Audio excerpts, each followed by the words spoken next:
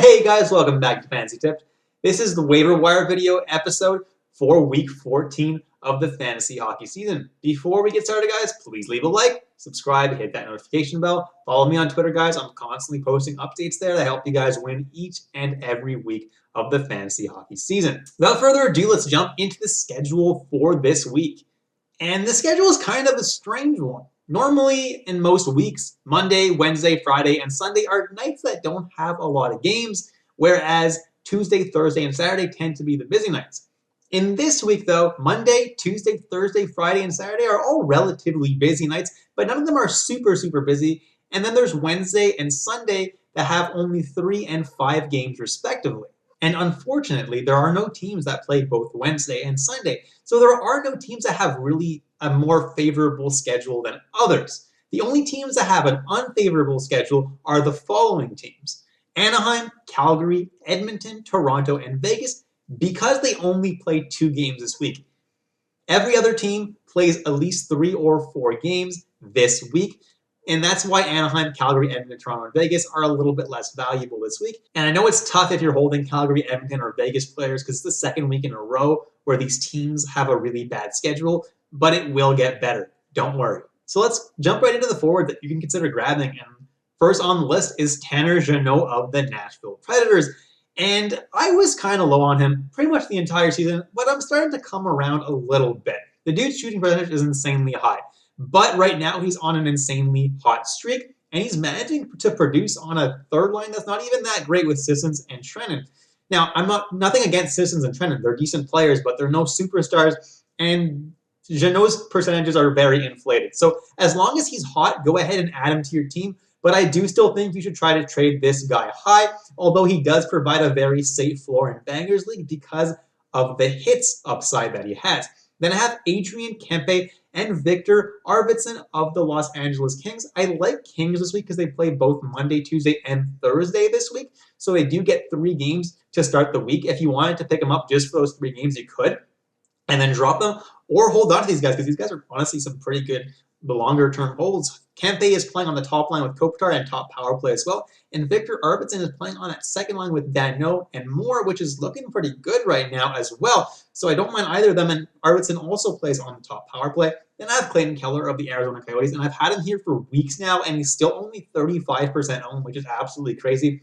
Dude's top power play, top line in Arizona. He's been absolutely spectacular for the past few weeks, and he's definitely someone that should be added in a lot more leagues. Then I have Alex Iafallo, who's top line with Anze Kopitar, only 24% owned, also playing top power play, so the opportunities are definitely there for Iafallo. And like I said, I really like Los Angeles' schedule this week. I didn't mention this before, but LA also plays on that Sunday off night after playing Monday, Tuesday, and Thursday, so that's an added bonus as well. Moving on to the next guy on the list, and that's Erik Haula of the Boston Bruins, playing on that second line, which is starting to catch fire a little bit. Turns out that breaking the perfection line is all that Boston needed to actually get more than one line going. That line of Haula, Taylor Hall, and David Pastrnak starting to look pretty good. So Haula definitely makes for a pretty good addition to your team. Then I have Philip Danault of the Los Angeles Kings. Kind of alluded to this, but he plays on the second line with Arvidsson and Moore, and that's a pretty good line right now. Danault's on quite a bit of a streak right now, so as long as this guy stays hot, go ahead and add him to your team. Then I have Lawson Crouse of the Arizona Coyotes, and this guy's honestly having an awesome season. It's unavoidable to say that anymore. Lawson Crouse has been fantastic on a team that's really not good. He's playing on the second line with Phil Kessel and is now getting top power play time as well. So I really like that. The dude also offers a very safe floor night in and night out, which is crazy to say on a team like Arizona. But he shoots and he hits every single night. So this dude is honestly a really good addition to your team. I was going to make it my Manscaped must-add player of the video, but that actually is going to go to a player a little bit later on in the defenseman section. Then I have Denis Gurianov, who actually right now, as of this recording, is on the COVID list in Dallas, but he should be back in time for Dallas's first game this week. So I'm not too worried about that. Denis Gurianov is someone who's insanely hot right now. He's not someone that I absolutely love for the whole season, but as long as this dude stays hot and he's putting up points for you, you definitely should be keeping him on your team. Then I have Craig Smith of the Boston Bruins, only 10% owned somehow, and he's been pretty much a point per game since going on to that line with Bergeron and Marchand. Obviously, he's still not getting top power play time, but Craig Smith is definitely someone who's going to pretty much put up a point every single night as long as he's playing with Bergeron and Marchand. Next is Seth Jarvis of the Carolina Hurricanes, who's now playing on the top line with Teravainen and Sebastian Aho. That's an amazing place to be, and we all saw Niederreiter really produce playing on that top line. Niederreiter now is not super valuable anymore because he got demoted down to the third line, but Jarvis is someone who now has that opportunity, also gets PP2 time, so Jarvis is someone I'm looking at if I'm in a deeper league. Then I have Thomas Tatar of the New Jersey Devils, who's currently playing on the top line with Jack Hughes and on the top power play with Jack Hughes. He's being given a really good opportunity right now, and so far, he's doing pretty well with it since coming back from the COVID list. I don't mind adding Thomas Tatar in some deeper leagues. Then I have Yakov Trenin of the Nashville Predators, 4% owned, plays on that third line with Sissons and Jeannot, like I already mentioned. Listen, guys, as long as Jeannot stays hot, Trenin's going to be putting up assists, putting up points. So as long as Jeannot is able to maintain this super hot pace that he's on, I don't mind adding Trent. Then I have Trevor Moore of the Los Angeles Kings, plays on the second line with Arvidsson and Danault. Very hot line right now. The whole team's kind of hot right now. So Trevor Moore is a pretty good add as long as these guys stay hot. Then I have Nicolas Aube-Kubel, who plays on Colorado's second line with Burakovsky and Kadri. I like that opportunity a lot for him, and he's really starting to produce with it. When Landeskog comes back in the lineup, he may end up losing the spot on the second line. But still, if you're in a super deep league, I don't hate the pickup of Aube-Kubel because he is really producing a lot right now. Then I have Lucas Reichel of the Chicago Blackhawks, and Derek King, which is Chicago's interim coach right now, said that Lucas Reichel will likely play a few NHL games and then probably head back to Rockford in the AHL to continue his development. Lucas Reichel is a really, really good young player who's going to have a very bright future in the NHL. It looks like he's going to be given an opportunity to play alongside Patrick Kane on the top line. So stream him for those few games. As long as he's playing with Patrick Kane on that top line, it's worth a streamer, right? Like, it doesn't hurt only 1% own. If you're in a super deep league and you need someone who could potentially put up points for you, Reichel honestly is a pretty good idea. Moving on to defensemen now, and first on the list is Erik Johnson, Colorado Avalanche, 51% owned. This might be a last call for him in a lot of leagues. Erik Johnson has been absolutely fantastic all year round. He offers a safe floor with blocks and hits every single night, shoots a decent amount as well, and has managed to put up a decent amount of points as well, considering that he doesn't get any power play time at all. So very impressive season for Erik Johnson. Then I have Shane Gostisbehere of the Arizona Coyotes, get top power play time in Arizona. Put up a pretty nice season so far. I'm surprised he's not more than 50% owned. And next is my Manscaped must-add player of the video, Matt Grzelcyk.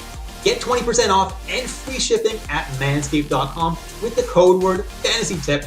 That's 20% off and free shipping at manscaped.com with the code word FANTASYTIP at checkout.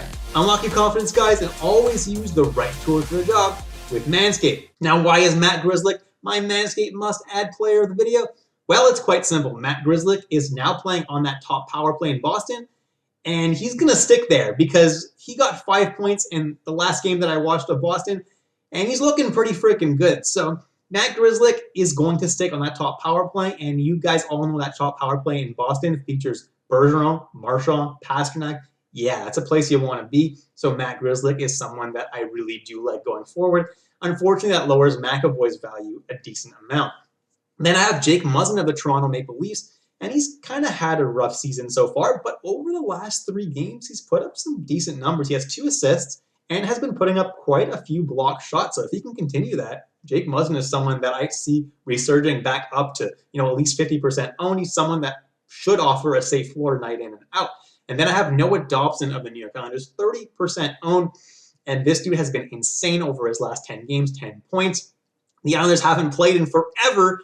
And when I'm recording this, they still haven't played on Thursday night. But the Islanders have a really good schedule to end the season because they have barely played any games. So if you pick up Noah Dobson, you're going to get him for a lot of games from here on out. So definitely a good idea. And he's been one of the Islanders' best players overall and mans their top power play. Then I have Matt Hoa of the Los Angeles Kings. Doesn't play top power play there. Does usually get to play on the second power play. And he puts up some really solid peripherals and has managed to put up points every few nights. Pretty solid, safe pickup. Then I have Brady Shea of the Carolina Hurricanes, 26% owned. And listen, I don't think his streak is going to last forever, but right now he's on an absolute tear, and therefore Brady Shea must be added in all leagues until he slows down, which should be in a few games, but, take advantage of the hot streak. Then I have Damon Severson of the New Jersey Devils, and by the time this next week rolls around, Damon Severson should be back and healthy, which means that he will be manning that top power play in New Jersey. until Dougie Hamilton comes back, which won't be for a little while. Severson looked really good manning that top power play for the few games that he did. So enjoy the points that you're going to get from him. Then I have Oliver Shillington, and I know I told you Calgary only plays 2 games this week, so he's obviously not a priority add for me, but Shillington now is actually playing on that top power play in Calgary. He got promoted, and Rasmus Andersson got demoted, and Shillington's been really solid all year, so that's a really good promotion for him, so he could really start piling on some points now. And Mangiapane got put onto that power play too, so that probably doesn't hurt his value at all either. Then I have Eric Chernak of the Tampa Bay Lightning, 11% owned. Not my favorite option, but the dude puts up a really safe floor every single night. Puts up hits, puts up a few blocks, shoots the puck a decent amount. Won't put up a whole lot of points, but definitely a good floor night in and out. Then I have Ben Sherratt of the Montreal Canadiens, plays top power play in Montreal. So obviously he's not my favorite option, but if you want to stream him maybe just for those Monday and Tuesday games, I don't mind that. I'm doing that myself in one of my leagues. I'm not expecting too much, but he does offer a pretty safe floor with hits and blocks. Then I have Luke Schenn of the Vancouver Canucks, 2% owned, and I kind of like him these days because the dude's putting up 4 hits per game. So if you're in a league that has hits, the dude's putting up a really nice floor every single night. Moving on to goalies, and the first goalie on my list is Semyon Varlamov of the New York Islanders, 68% owned. And I have him on this list. I know I don't usually include players that are this high owned on these lists, but the Islanders do play 2 sets of back-to-backs this week, so both Sorokin and Varlamov will get 2 games this week. So if Varlamov is floating out there on the waiver wire, go ahead and grab him because he will get 2 starts this week. Then I have Tuukka Rask of the Boston Bruins, pretty much a last call for him. Swayman was sent down to the AHL once Rask got signed. And Tuukka Rask, as long as he doesn't completely look terrible, should get about half the starts going forward in Boston. Then I have Jake Ottinger and Holtby, who split the starts 50-50 in Dallas. That's nothing new. Aiden Hill, 40% owned, someone that you can consider adding until Reimer is ready to return. Hill will get every single start in San Jose. I'm not sure how long Reimer's going to be out for. It doesn't seem like a too long thing, but until then, Hills will get a lot of starts. Then I have Kaapo Kähkönen, and Talbot's still not practicing really, so Kähkönen will continue to start for Minnesota as long as Talbot is out, and he should get at least 2 starts this week. Because Minnesota does play a back-to-back, so he won't get one of the 3 starts. Then I have Pavel Francouz of the Colorado Avalanche, 30% owned, and as long as Kemper keeps playing badly, Francouz is someone that I'm speculatively adding. Plus, this week, Colorado plays another back-to-back game, so he'll at least get 1 start. So he's someone that I'm not giving up on just yet because I want to see how Kemper does going forward. Then I have Anton Forsberg of the Ottawa Senators, 8% owned, and he is the starter in Ottawa. On the night of this recording, Ottawa is starting Matt Murray. If Matt Murray does very well, then maybe they'll consider starting him a little bit more going forward. But until I see it, Anton Forsberg for me is going to get the majority of the starts in Ottawa. Then I have Karel Vejmelka in Arizona, who's been putting up some really solid games recently and looking like a really good starter. Obviously, he's on a great team, so you're not going to get a whole lot of wins. But if you're looking just for a points league, he's definitely someone who's going to put up a lot of saves every single night. Then I have Aaron Dell of the Buffalo Sabres, and Buffalo is a disaster right now. They have so many injured goalies. Craig Anderson's out. Tokarski's has COVID symptoms, which absolutely sucks.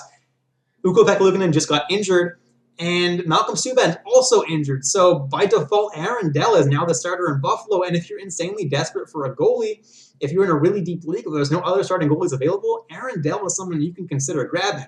Then I have Caden Primo of the Montreal Canadiens, and Jake Allen just went down in the last Montreal Canadiens game.